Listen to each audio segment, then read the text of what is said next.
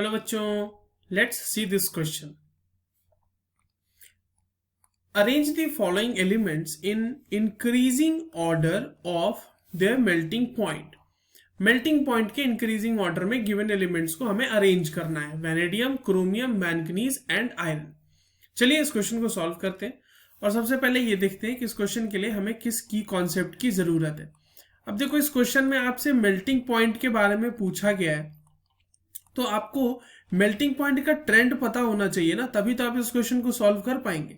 तो trend of melting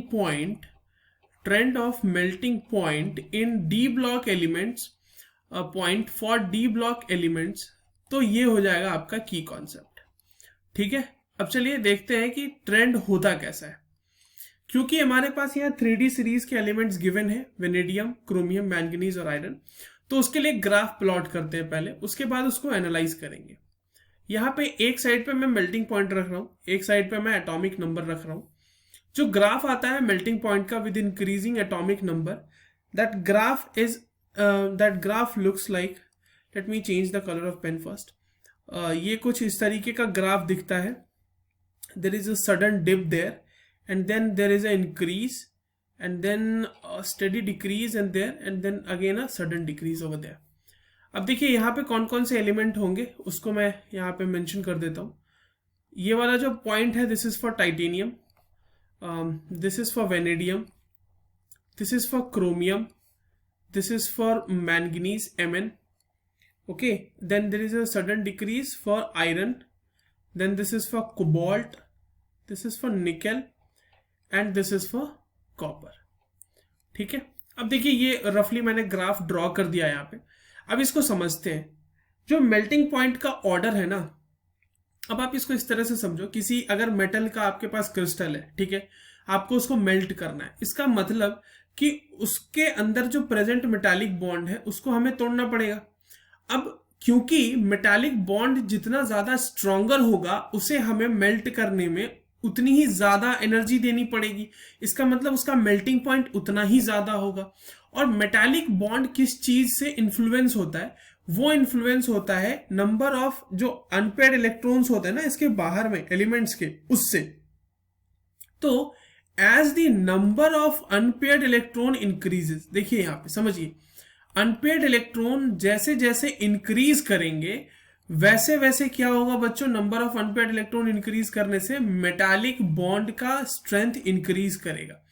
metallic bond का strength increase करेगा. तो यहां पे मैं लिख देता हूं, strength of metallic bond increases.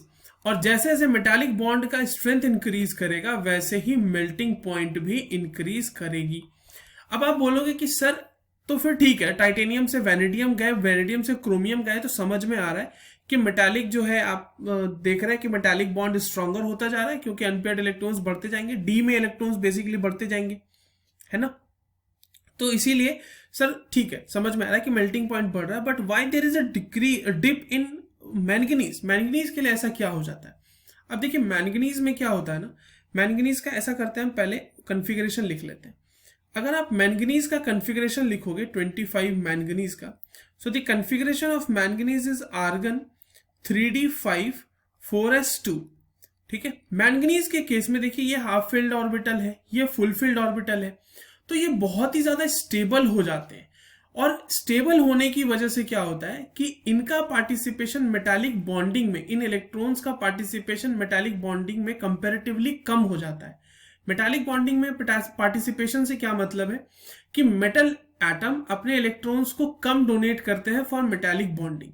ठीक है, अब क्योंकि कम डोनेशन हो रहा है, इसका मतलब इलेक्ट्रॉन्स मेटल के पास ही है, तो स्टेबिलिटी बढ़ने की वजह से मेटालिक बॉन्ड का स्ट्रेंथ कम हो गया. तो अगर मेटालिक बॉन्ड का स्ट्रेंथ ही कम हो गया तो इसको मेल्ट करने में एनर्जी तो कम देनी पड़ेगी ना, and as a result melting point जो है वो वापस से बहुत ज्यादा डिक्रीज हो जाता है. अब आप यहाँ पे देखो, आपके सामने जो ग्राफ है उससे बहुत ही ज्यादा क्लियर है यहाँ पे कि maximum melting point is observed for chromium and the minimum melting point is observed for manganese. Iron का वेनेडियम से कम होता है थोड़ा सा. So the correct order for this will be chromium, then comes vanadium, then comes iron, and then comes manganese. This is the order for melting point. अब देख लीजिए ये order आपको कहाँ given है options में. This order has been provided into the option A. So the correct answer for this question is option A. I hope you understood it well. All the very best.